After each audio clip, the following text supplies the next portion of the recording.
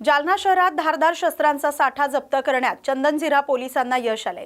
सुंदरनगर परिसरात करण्यात आलेल्या कारवाईत 22 तलवारी, 15 खंजीर आणि 4 चॉपर असा एकूण सुमारे 1,34,000 रुपयांचा शस्त्रसाठा पोलिसांनी जप्त केलाय। या प्रकरणी शेख माजेद नामक संशयिताला पोलिसांनी ताब्यात घेतले। पोलिसांच्या माहितीनुसार जप्त करण्यात आलेली शस्त्र जालना, भोकरदन आणि परतूर या शहरातील विविध ठिकाणी विक्रीसाठी आणण्यात आली होती। त्यामुळे या शस्त्रसाठ्यामागे आणखी कोणाचा सहभाग आहे का याचा तपास पोलिसांकडून सुरू आहे। प्राथमिक तपासात ही शस्त्र राजस्थानमधील अजमेर येथून मागवण्यात आल्याची माहिती समोर आली। शस्त्रांची खरेदी, वाहतूक आणि विक्रीची साखळी शोधण्याचे आव्हान आता पोलिसांसमोर आहे। या प्रकरणी पुढील तपास सुरू असल्याची माहिती जालना पोलीस अनंत कुलकर्णी यांनी दिली। शहरामध्ये एक गोपनीय इन्फॉर्मेशन मिळालेली होती। पोलीस निरीक्षक चंदनझिरा श्री किरण बिडवे यांना माननीय पोलीस अधीक्षक सर संधू सर आणि अपर पोलीस अधीक्षक साळी सर यांनी कोम्बिंग ऑपरेशन राबवण्याच्या सूचना दिलेल्या होत्या आणि त्या दरम्यान त्यांना जी इन्फॉर्मेशन मिळालेली होती, गोपनीय माहिती, त्या आधारे आपण शहरामध्ये 2 रेकॉर्डवरील गुन्हेगारांकडनं 41 वेपन्स जप्त केलेले आहेत। त्यामध्ये 22 तलवारी आहेत, 15 खंजर आहेत आणि 4 चॉपर आहेत। असे साधारणपणे 1,34,000 रुपयाचा हा मुद्देमाल आहे, तो आपण जप्त केलेला आहे। शेख माजेद आणि इम्रान उर्फ इम्मा या 2 आरोपींकडनं आपण हे जप्त केलेलं आहे। बेसिकली या 2 आरोपींची त्यामध्ये इन्व्हॉल्वमेंट होती। एक आरोपी आपल्याला मिळालेला आहे रेड करते वेळेला आणि ज्यातला मुख्य सूत्रधार आहे इम्रान, तो फरार आहे। त्याला अटक करण्याकरता आपण चंदनझिऱ्याची 2 पथकं रवाना केलेली आहेत आणि लवकरच त्यालाही आम्ही अटक करू। मराठा आरक्षण आंदोलनाचे नेते मनोज जरांगे पाटील यांच्या स्वागतासाठी सांगलीच्या बोर गावात जय्यत तयारी करण्यात आली। जरांगे पाटील यांच्या स्वागतासाठी भव्य कमान उभारण्यात आले। त्यांच्या स्वागतासाठी मराठा समाज बांधव मोठ्या संख्येने उपस्थित आहेत।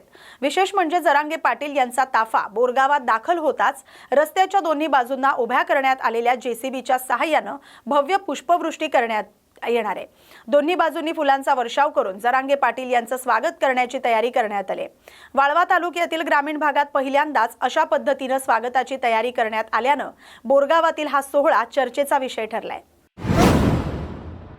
नवी मुंबईतील खारघरमध्ये मसाज सेंटरच्या नावाखाली अनैतिक व्यवसाय सुरू असल्याचा प्रकार गुन्हे शाखेच्या अनैतिक मानवी वाहतूक प्रतिबंधक कक्षाने उघडकीस आणलाय।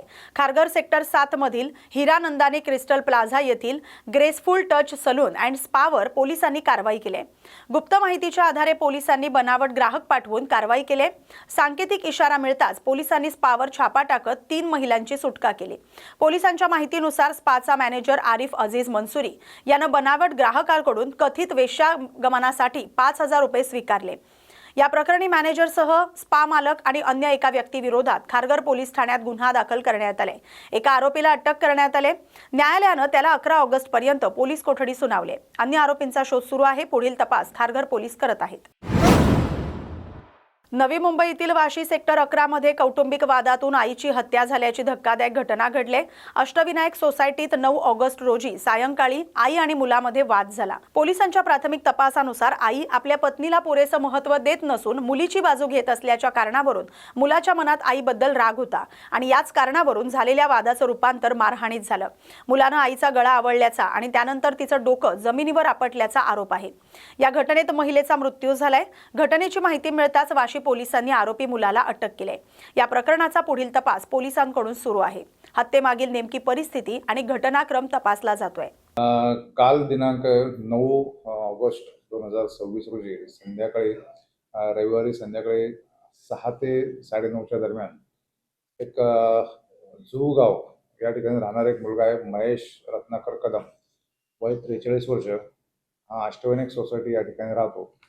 त्याने किरकोळ वादातून त्याची आई मंदा रत्नाकर कदम, 65 वर्ष वयाची आहे, तिचा गळा आवळून तिचा किरकोळ याच्यामध्ये प्रापंचिक गोष्टीमध्ये लक्ष देते, मुलीच्याच कडे फक्त बघते, मुलाच्या संसाराकडे बघत नाही। या गोष्टीचा राग मनात धरून त्याने तिच्या कपड्याने गळा आवळून तिला तसंच फरशीवर तिचं डोकं जोरात आपटल्यामुळे तिचा गंभीर दुखापत करून तिचा खून केलेला आहे।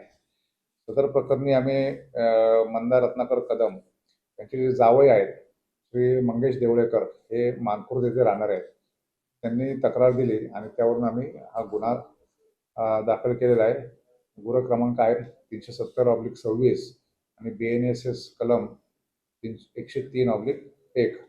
त्याप्रमाणे आम्ही 10/8/2026 रोजी गुन्हा दाखल करण्यात आलेला आहे.